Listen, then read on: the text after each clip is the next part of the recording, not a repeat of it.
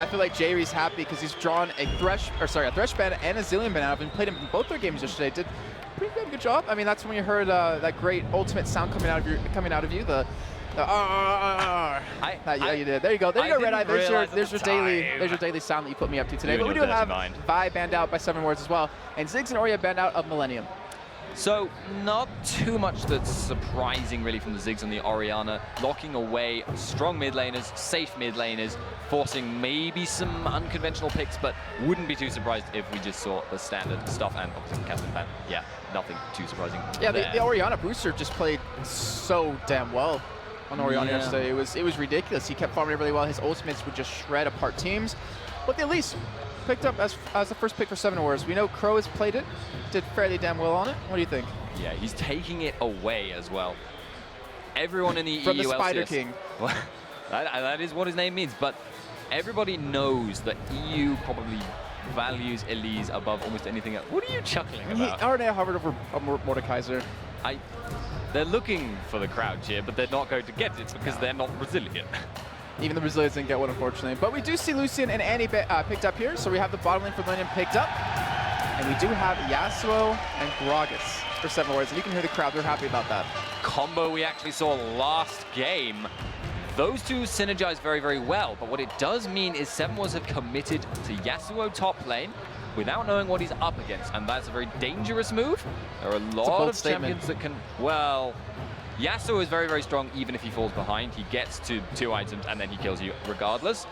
But if you can shut him down early and use that to get some map pressure advantage early on, it can work out. But we saw Renekton versus Yasuo yesterday and it didn't work.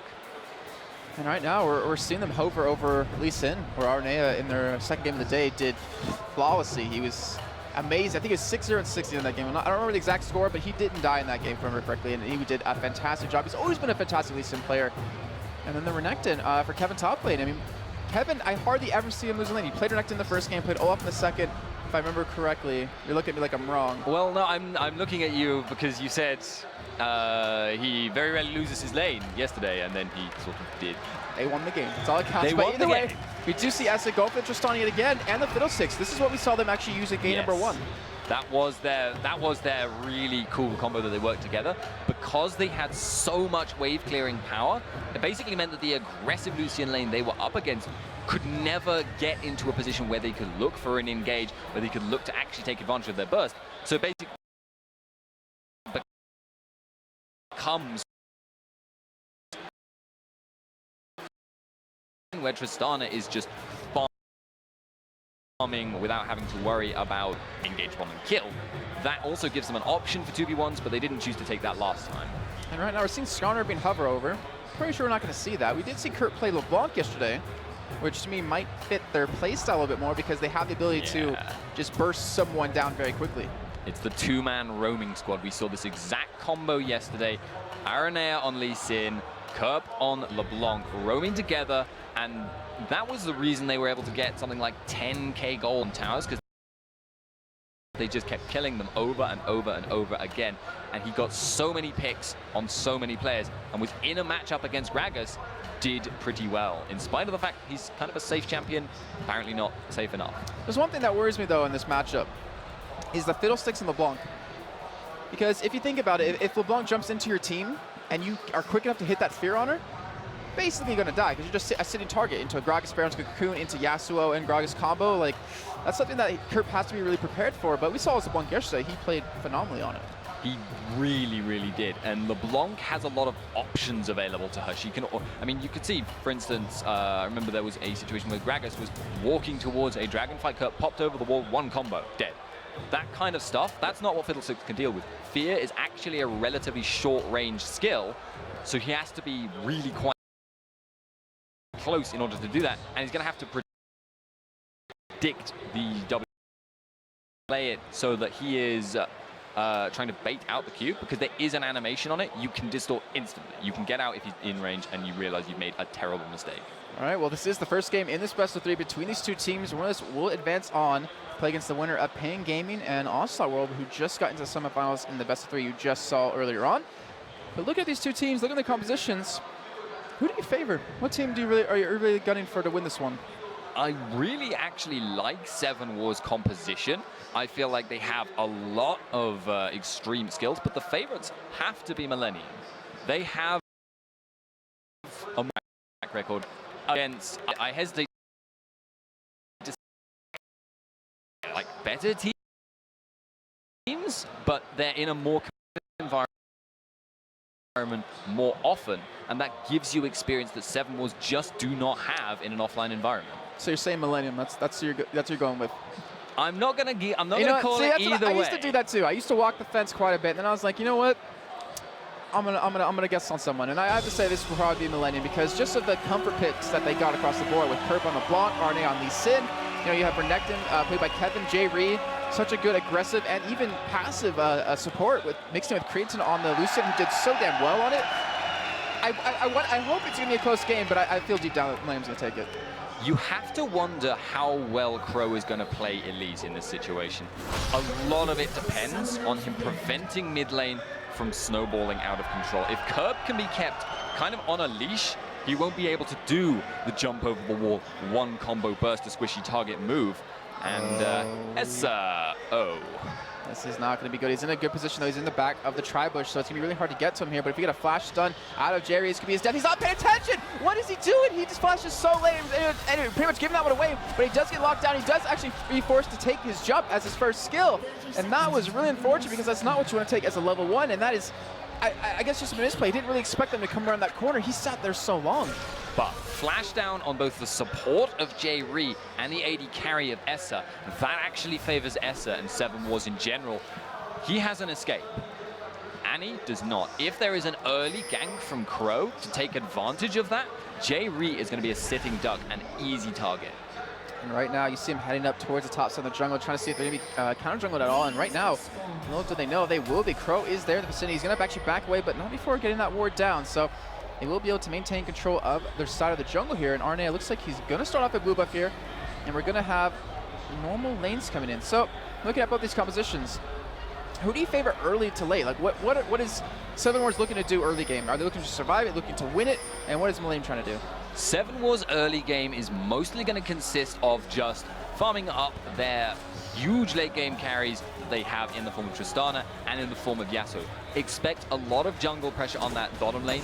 Even if there weren't flashes down in that lane, I still think there would be a big, big focus there because the disadvantage, obviously, of pushing up really, really hard with Fiddlesticks Tristana is you can end up in a situation where Lee Sin can just W over the wall, follow it up with a Q, get an easy gank off, and obviously couple that with the Annie stun, you've got a lot of potential there. But at the moment, they're actually getting pushed back, which actually, in turn, means that Crow may be able to take advantage of his own gank. He is on a path where he could go for a relatively early gank, and that would be not too surprising. Yeah, it's a really... the bottom lane to me feels like a result of what we saw level 1 because of Essa being forced to take his W first, his rocket jump. They're not able to push the lane up because he doesn't have explosive shot. You can't wave clear as quick as Creaton can, and you might be right about Crow because he's taking his red buff here. He might swing down towards his bottom side where there's actually no wards until the one we just saw be put down, but it was spotted. This means he could potentially come in from lane.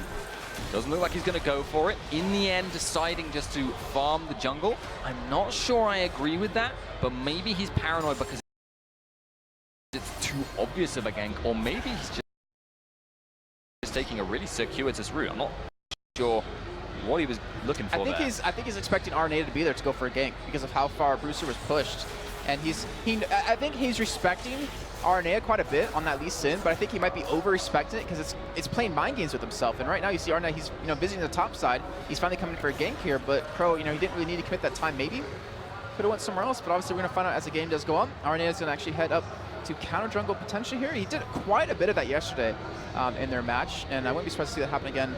The CNB just honestly couldn't deal with it, and he's headed towards the top side. He wants to go for a gank on Xantins here. He's not spotted coming in. This could be very dangerous. Yeah, Yasuo is definitely feeling that there could be a gank here. He's letting minions drop, but he's actually quite close up. And Elise is coming in behind. If this ends up in a straight up 2-on-2, it really is going to depend who engages first because they will come out on top. They pinged him They know he's there. And you see Crow, he's waiting on the sideline to go for a counter gank here. And I wonder what's going to happen. Who's in the spot here? Who first? Because look how close they are right next to each other. They do see the engage. Finally break in from Kevin, looking for Xantans. He actually wards it up, knowing that he's not there. Crow has to hurry up and get into Miller's fight. He does make a kill onto Kevin, but can they actually get the kill off this? Kevin does have flash to get away. He does have his Q, obviously to stay healthy. And it's just going to be a null gank from both these top laners. Very good usage, though, I think, in general. It was a nice call by 7 Wars. They knew where Aranea would be. And Aranea is the one who's wasted a lot more time in that situation. And meanwhile, the bottom lane has finally gotten to where it wanted to be all along. They've started to push back the Millenium bot lane. They're keeping them pressed up to the tower, and they're staying sustained. This combo is actually really working out. And it's really hard to deal with that, especially with the silence to pair in. But right now, we see Aranea visiting this top side yet again. Xantans does have flash. The Q lands before he gets the flash off, and that's going to be first blood going over to Aranea. A great gank and a great Q coming up to make that kill happen. You gotta feel, though, did he just feel he could get out without losing his flash? Why not just be that little bit safer, do it a little bit faster? It's cost him a lot. Renekton can snowball the lane hard, and Yasuo has a lot of trouble with pushing up. If he's weaker than Renekton in a one-on-one, that will be punished hard. And you're seeing the bottom lane Millenium. They had a very tough time yesterday. Actually talking to them last night, and Kirtan wasn't really sure what was going on, but he's just kind of isn't really keeping up with farm just yet. He's being pressured back quite a bit, like you were mentioning, and he's not really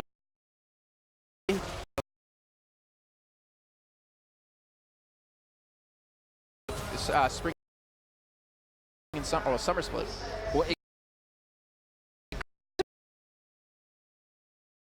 pretty warm day. That can affect mentalities for people. All people. Humans. They said old people. I'm like, wow. Well, right now we do have CS across the board. A little bit of a lead in the top side for Kevin. 36 to 28 CS. Mid lane pretty much dead even between these two players. And bottom lane, we do have that slight lead for Essa currently. And his Tristana was fantastic yesterday. He did a great job on that champion, and I wonder if he can pull it off yet again here, but he's pushed up, and Aranea, he's waiting for City. Crow, he's coming down towards the bottom side here. Flashes are available for Jerry to go in for a stun here as Arenea's coming around the corner. He does back away. I'm not sure if he was spotted, though. There's no pings coming down, so I'm assuming he wasn't. But he's still going to be sticking around for a little bit here, taking his white camp, and Kurt, he's hit level 6. He's looking for that harass. He stayed safe in lane the entire time. And when he hits level 6, he's going to try to harass as much as possible with that blue buff. Yeah, he went for the flask start, which is very, very safe, but Aranea is going to go for the Q. Oh, unfortunately, he does miss it here. Jerry doesn't age and go for the stun as it does land a little bit later on. And they do end up turning around and thwarting that gank. So great dodge by Essa, able to stay alive right there. And right now, 7 Wars only down about 300 goals. Aranea is trying to visit this top side. He's actually in between Crow and Brewster. This is not the greatest of positions to be in, but looks like he favored his chances against Crow a little bit right there. And compare this game right now to the game we saw yesterday with CNB trying to deal with the LeBlanc and Aranea Lee Sin combination. This game would have been snowballed a lot harder if they were playing against the same people they were yesterday. It's not working out, and 7 Wars, they have a really, really strong late game. The mid game, Millenium still has decent odds, but if it gets super late, there's nothing to compare with Tristana. Right now, Kurt able to get his own blue buff here. This is where he gets very dangerous, as he was able to yesterday. Just able to constantly harass, but against a Gragas who can heal up quite a bit, not really going to be that much of a danger, as well as Brewster can be able to get his own blue buff here. But a relatively slow game. We're 8 minutes in. Not a big lead for either team. Currently about 400 gold right now, and both junglers have really been shut down, minus that one gank we saw top lane, of really making anything happen so far. Lee Sin is the one that's going to suffer more, though, if he's not getting the kills early on. Elise, somewhat better of a late game. Neither of them are, super late game champions, but they are both decent only. But Lee Sin becomes pretty much just an initiation bot, and that's okay. That will be their primary form of initiation, assuming Annie Tibbers is down, but they don't really need that particular aspect so much if Annie Tibbers is up. Well, Jerry, we saw him doing some fantastic ultimates yesterday. I wouldn't be surprised if he was able to do them here on Annie as well. But both these teams, I think they're really respecting each other. Millenium, we heard Red Eye actually interviewing Aranea after their games yesterday, saying, I'm curious why it took you guys so long to finish the games. You're in an EU LCS team. Since you guys to be able to close out a game quicker if you're in the lead. And he said he's just trying to play it by the books, trying to play smart and trying to be careful. And it looks like they're doing that yet again here. They realize it's on the line. You know, every team wants to go to the World Finals at Katowice, and this is the opportunity for Millenium to get there. If you think about it as well, in terms of Millenium, I mean, we spoke about it yesterday, but the pressure they're under, they have huge leads. The Fiddlesticks ulti coming in, Jerry, and actually Cretan both flashing out of it in time. Actually, sorry, Cretan didn't. He actually just dashed away, but they are able to escape from that. A great attempt out of Kimmy right there, who did an amazing job yesterday on every support he played, but Millenium was just a little bit too quick. So if you think about it, Millenium in terms of the pressure on them, the leads may not be done here, so I may have to cut off the fort, but Millenium are going to keep playing it by the books for as long as possible, and I think that might be something Seven Wars is playing off by picking this super late game composition. They've got Yasuo as well as Tristana, both of them incredibly strong in that late game situation, and they know Millenium, yes, they played defensively, and yes, they even when they were massively ahead, ages to finish out a game, but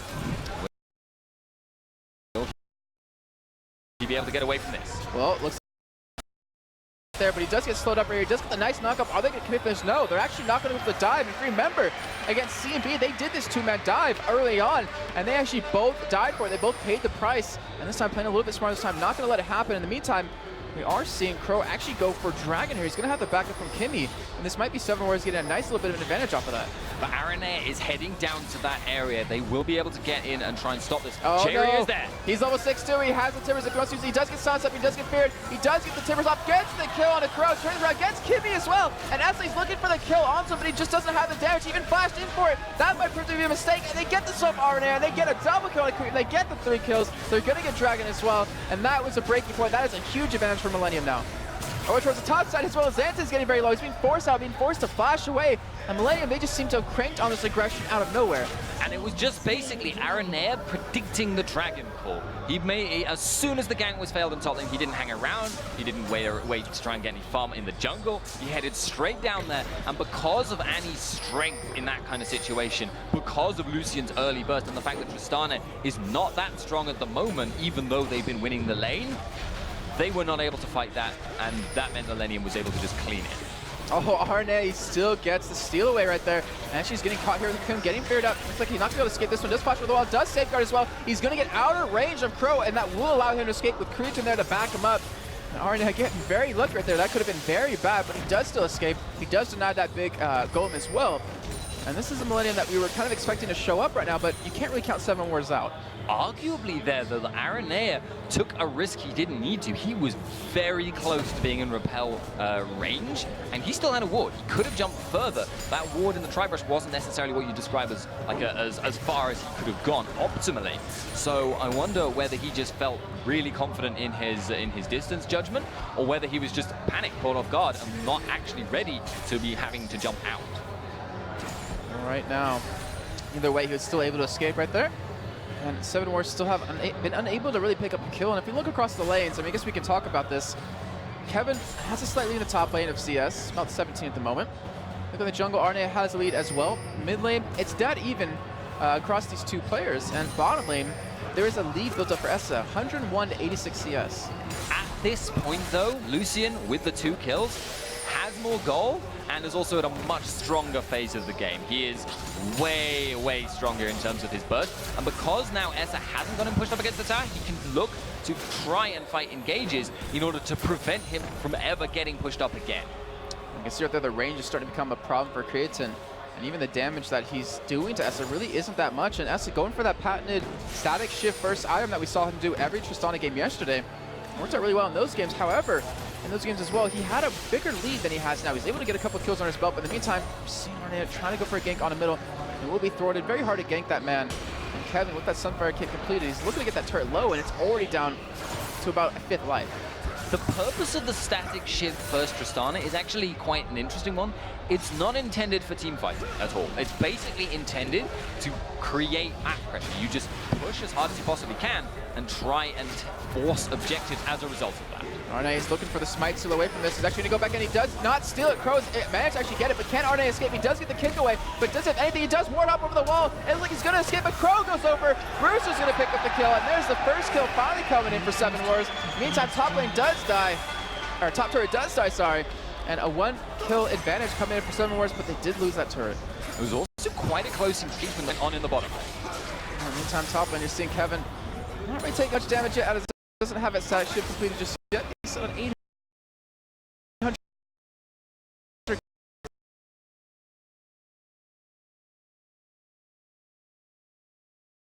That's how quickly he wanted to go for it here, and he's going to hit level 11 here, I would say, momentarily. Who needs that could be really dangerous. those dashes? Oh, not him, apparently. I just seen him do some pretty good damage on a boost right there. Doesn't use that DFG just yet, but look how hard it is for anyone to gank this LeBlanc. Yeah, especially with no Grag Assault, they just don't really have reasonable amounts of chances, because they can't even burst her down fast enough if Elise lands the stun without that explosive cask. It's just not really worth doing beyond maybe creating an opportunity for Gragas to go back or roam or take rates, as he currently is doing, and kind of ruining his own mana pool. He's looking to get a farm advantage, or at least stay caught up. I mean, he's tied up against LeBlanc currently, and Gragas, it's really easy to farm with, and you can see right there, he was able to clear out that siege minion as well as the back lane with just 1 Q, but he also went for Athenes and Holy Grail, so he wanted the extra magic resist early on.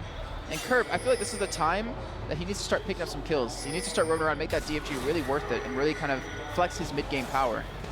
Yeah, that's pretty much the LeBlanc time to shine in that roaming style. Oh, no. Oh, yes. Kevin, he doesn't have his spawn. He does get caught. He's going to slice and dice over that wall. Oh, he's not. He's actually getting caught. He's being really bad. They had the explosive cask available. They couldn't catch him off guard here. Arnett comes in from the side to try to protect him, but gets knocked over the wall. And out of it. Arnett goes down. Curb is here to finally help out. He's actually going to flash. Oh, he gets the kill to Crow. He's going to turn on a burst, so he gets so low. He's going to get back in here. He's trying to chase him down, and it looks like Zantes will be able to escape this. So in the end, Millenium coming out ahead, only losing 1 man and taking 2 down. Great turnaround by Kurt, though. If he hadn't, I don't know, if it would have been quite reasonable to expect him to face plant that wall, but he knew exactly how far he was going to go with WR, get on that kill, and as a result, well, Millenium came out on top of a fight I'm not sure they should have done. See Forge traded right there in that trap bush, and Cretan able to push this turret down quite a bit because Essa is being forced to back away, forced to heal up. And we're starting to see Millenium flex their muscles a little bit. It was a great little bit of engagement 7 Wars able to pull off, able to capitalize on the mistake that Kevin made of not being able to slice on sort of a wall, but they weren't really expecting Kerp to be there, and they really didn't have the 3-on-3 power that maybe they were expecting. And right now, Millenium, they're not done yet. They're still going to push this turret down. As I said, that they do back away, but they do have the turret lead nonetheless. It just took them a little bit longer to kill Renekton than they were expecting, and that's a common problem because obviously gaining, 400 health out of nowhere is a pretty significant chunk and throws off people's estimations. I actually don't know if Renekton has base magic resist scaling, but I wouldn't be surprised if he does, and that is also another key factor in causing people to misjudge how hard they can burst the character. All right, now Kevin, he actually went for another giant spell here. He does have the Sun Barricade completed from about 5 to 10 minutes ago, and he does have a Negatron Cloak on top of that, so any scaling matches that he has, he's now at 96. He's able to really sustain against the damage that Brewster can do. All really has that on Athenes and Holy Grail, but now Kerp maybe getting ganked here in the middle, and he's been doing a fantastic job of really pulling Crow towards middle multiple times, but not getting caught either way. Yeah, and he can burst people hard. He's looking for it. Crow has nowhere to go right here. He's going to get caught on a Kevin. They are going to get the stun off, but Kerp's going to back away. Doesn't want to actually go straight into that. Kevin going to run right into the barrel because he's not scared of any sort of damage. In the meantime, though, we are seeing RNA and Jerry go for this dragon. Boosters here on the sidelines. They're distracted in the middle lane, though, trying to keep them away from Jerry. Look how low Crow is. He cannot afford to go in for the smite steal, and this should be dragon going over to Millenium. But we might see a 5-on-5 breakout. Kimmy can't ult over this wall. This could be very dangerous for Millenium. We do see Kerp take down Crow in a matter of a second. He's actually being forced out of the fight completely. He does get in the back in the middle of it. As you see the ultimate coming in from Fiddlesticks. They're turning it on to Kimmy. He's very low on life. The Koi comes out. They're going to pick up the kill. And now they're turning on to Xantans, who's already very low on life. It looks like he's going to be able to escape with the help of that knockup. But Millenium, they pick up 2 because they pick up Dragon. And RNA, he's not looking to be done just yet. He has much available if he can just land this Q. Kevin slices it through the goals. He lands the kill on his sentence, but he's not going to commit for this fight. They're going to back out. And it looks like they're going to be happy with the trade that they're able to pick up. A dragon fight purely one off of the strengths of LeBlanc. In that dancing situation, it just creates lots of opportunities for her to pick someone off or take them down very, very low. And then to convert that into, someone being forced out of the fight, which you can then, or if they stay in, then you can just wait for, 20 seconds, build up that cooldown, and kill them completely. So if you are in a situation against one, you have to either engage or run away. It's almost like a poke champ, but instead she just gives people. And right now, Kevin, he's trying to push his turret down. He has some decent damage on top of Arne. Is going to help him out here. It looks like they're not going to go for it just yet. They do have Kerp there as well, so it looks like they want to commit this turret, but Brewster does show up. This is also on Arne. They're looking to kill onto him. They do get the combo in from Xantins, but Arne, that is taken away. He's going to be able to survive with the help of that Iron Will. And just like that, I mean, that's 2 big ultimates completed. They're not obviously on the longest of cooldowns, and there's not going to be any judges to contest just anytime soon, but Arne was able to survive, and that's what's really key. He can survive the burst damage out of the combo of the double ultimates. Yeah, that's a big deal for him because it means he knows now he can play even more aggressively than he's been doing so far. And I think one of the big problems right now for Seven Wars is that Tristana is not finding opportunities to rotate to other lanes to create the pressure that she knows she needs to be doing with her Static Shift first build. Because at the moment, no team fighting presence, but they're being trapped in the bottom lane. Millenium's bot lane continuing to stay down there and just rely on the roam from Kerp and Aranea to keep them safe and prevent them from being caught out in a 4-on-2. And the thing is that we saw the bottom lane of Seven Wars have a CS lead earlier on in the game. They had about 20 CS lead over Creatine and Jayri, but now they're the ones behind. They're the ones actually losing out on the CS. They're the ones starting to fall a couple of items behind as you see Creatine have that Triforce done. And that was kind of the saving grace for Seven Wars because top lane wasn't doing amazing. Mid lane was, you know, keeping up in CS to Kerp, but their bottom lane was the real lane that was really holding them together, and now that is just starting to dwindle away. As the minions grow proportionally weaker, so does Tristana's shove them into tower strategy. As things are now, Millenium can't afford to just go engage. And as again, caught right there, getting solo on Life the Fear, gonna be able to save him as he's able to just completely run away here. Arne doesn't have flash to get onto him just yet. We're gonna see Kerp. Looks like he actually wanted to go down onto Brewster here, but really trying to make some plays happen. Great ward coming out as well to really spot him from picking up anything. And Xantins, I still want to focus on him a little bit because he doesn't have a big CS lead. He's actually behind almost over 1,000 gold to his opponent because the double dragon's being picked up. Kerp, damn it, you do too much damage. I can't actually follow that. It's so hard to be able to see when that is coming. But he does get Brewster very low on life. But he's starting to go in here. He's going to get the kick on the Crow, but that's not the man he was actually looking for. Kerp going to be able to pick up the kill on the Brewster with that ignite. And that means they start pushing down middle, maybe barrel down onto this turret as Creatine's still pushing that bottom lane and drawing more than one man from Seven Wars there. Yeah, and now Millenium have another tower for free, increasing that global gold difference that was already accounting for so much difference in what would otherwise be an equal lane for Seven Wars. That top lane you mentioned before, Yasuo not doing that well now, proportionally. Wow, that damage right there, almost enough to pick up the kill. And there's one thing I want to bring up for you guys at home who aren't really too familiar with Kerp. He's playing the Blanc with a trackball mouse. He's doing all the movements of the actual mouse with his thumb. Imagine how insanely hard that has to be on LeBlanc when you need to be able to move forward or backwards to really guide your W or guide your E. That's ridiculously hard. He's been doing a fantastic job of it. But Millenium now 5-0 in turrets, picking up 2 off that little bit of a push. 9-3 in kills, almost a 10,000 gold lead here, 22 minutes in. This is starting to get out of hand. It is really getting out of hand, but I don't know why everyone always calls out the trackball. I know it's like really hard for everyone that isn't Kerp, but I don't think he'd be using it if he found it hard. It's not like he's like, oh, I'm so good at this game, I need a handicap. Have you seen the muscle on his thumb? His right thumb is a lot harder.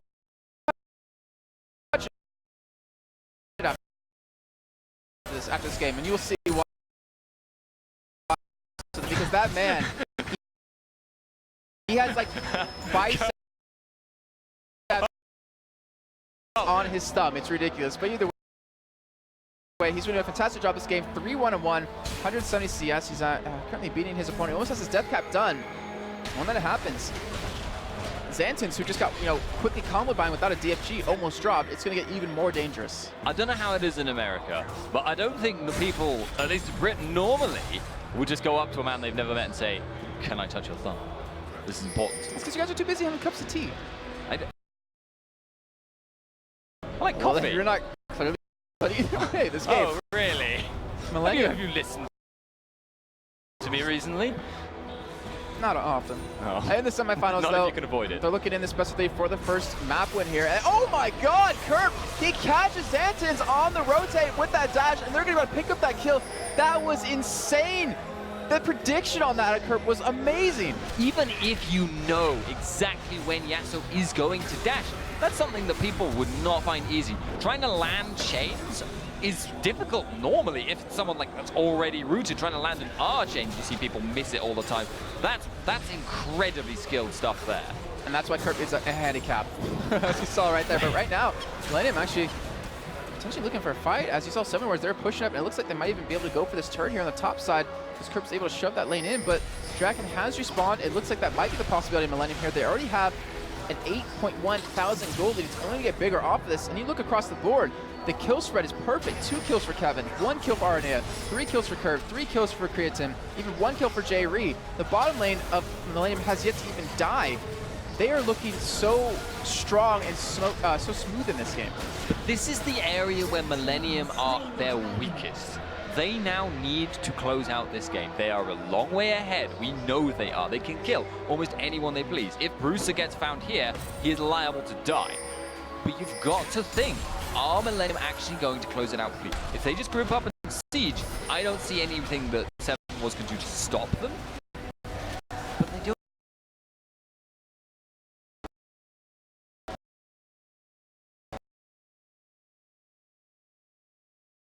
Between both these teams is look at the trinkets.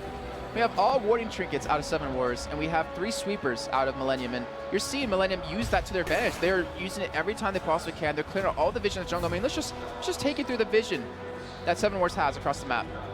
They've got 1 ward down towards the bottom half of jungle, and 2 wards, 3 wards here. Look over at Millenium. They can see a good portion of the bottom jungle. They can see pretty much the entirety of the top jungle. They are giving the vision everywhere, and they're denying it away from 7 Wars, and that's getting to the point where if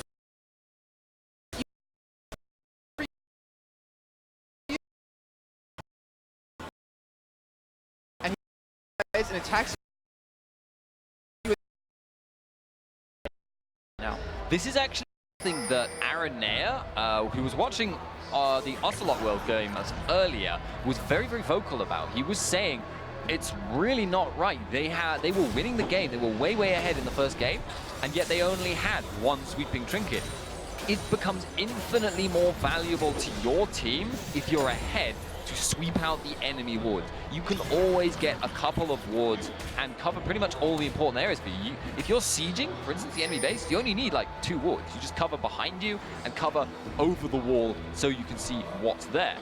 You just need, if you get rid of the enemy vision though, that gives you so many options. You can lane rotate, you can catch people out, you can go for Baron, you can start forcing, you know, the steal away buffs for free, essentially. And, it, you know, that gives you a lot of options that otherwise people can't compare with. Right now, Xanten's looking to get. But Millenium, they have basically full control of this whole top side of the jungle, full control towards Baron. There's 1 ward that they're going to spot right there and take it away, and this forces, you know, 7 Wars, if they don't want to let this Baron go, they're going to have to face check this, and when that happens, you have Kerp waiting off to the side towards blue buff, you have that Annie-Stone waiting for you, you have the Cullen, you have Kevin being the tanky monster beast right now that can stop you, and you see him go in, he's gonna get the kill! He got him! Instantly, on the Xantens, and that just shows you how much damage Kerp does, and he's still just waiting there. He's like, alright guys, you do it. I want to pick them off one by one if they keep coming in here. And 7 Wars immediately reacting, immediately just leaving, realizing that, guys, we're not going to get Baron here. We got to let that one go. Let's farm around jungle. Let's maybe push some waves out and try to do something. Yeah, and I have to actually criticize slightly that 7 Wars didn't predict that. Kerp has been spending pretty much the whole game waiting for people to walk past unwarded areas and bursting them. If, as we mentioned before, Fiddlesticks is really, really close up, at least Kerp won't jump in and give someone instantly, because that way he'll get feared and might die. He's not going to take that risk. That would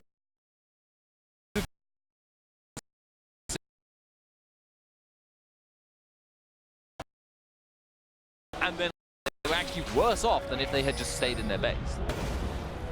Well, right now they need to do something here. We saw them do some final stands in their game yesterday playing against Lion, and it was able to work out for them, but they unfortunately did lose that game, and it wasn't that big of a difference as we're seeing right now. We're at 11,000 gold between these 2 teams. Baron from Millenium, they are full items ahead. Kerp is able to do that. If he's able to do that, you're not going to stand a chance. And that was your jungler who kind of needs to build a little bit tanky. And he has mad resist. I just seen Arne go ahead. He blocks the body slam. He's actually going to flash past Xantens right there, looking for a kick. The barrel actually does spread them apart. We didn't see Kurt, but he picks up a kill onto Fiddlesticks. And now we see Gragas go down. Xantens, he's not going to be able to escape here. He's going to go down to Kurt as well, picking up a double kill. And they pick up the 4 kills. They're looking to take this inhibitor turret. They still have the Baron buff plus the regen here and the Tibbers to tank it up. It looks like Millenium are at least going to pick up an inhibitor off of this. Kurt's ultimate right now, even when he's using the dash version of the ultimate, is half-healthing Essa. That's quite a lot of the burst. He doesn't need his ultimate to burst, basically, or he doesn't need his chain. And when you get to that level of burst, it just gets crazy. And Millenium, they're like, you know what, we're not even going to bother killing them again. We're going to go for the win here. We're going to take this map, or this first map in 29 minutes, and in this semifinal, all it takes is one more for them to advance into the grand finals. Millenium starting off strong, starting off a little bit slow, but come out with a victory right there. 15-3 in kills, 51,000 gold to 35.5. It almost looked too easy for them. Yeah, they built up. Again, this is the thing. They built up another overwhelming advantage and then abused that to close out the game. They didn't do what a lot of teams would say you should do and close out earlier, push down towers earlier, snowball that momentum into more towers, more map control, which leads to more kills. Instead, they just killed and killed and killed and killed. And that worked for them, but it seemed like they were honestly just outclassing their opponents rather than playing the map better. Now here's the question. Was it the hat? Was it the hat that caused that? It started to sort of like put tendrils into his brain. I don't know. I didn't know Straw can do that. But I mean, Have either you way, I mean, Straw? we can. Oh yeah, of course, lived in the South back in the States. But if you look at the kills that happened for Millenium, you had 205 for Kevin, you had 127 for Arnea, 712 for Kurt, 402 for Cretan, 104 for J-Re. And I want to put at the bottom lane for Millenium. They didn't die once. I think what carried Seven Wars yesterday through their games was the fact that their bottom lane would win, and they would carry the game throughout. Yeah. And they, in fairness to them, they were looking good early on. They pushed them back, they got the CS advantage, but then they just let the kills go at the dragon fight, kind of lost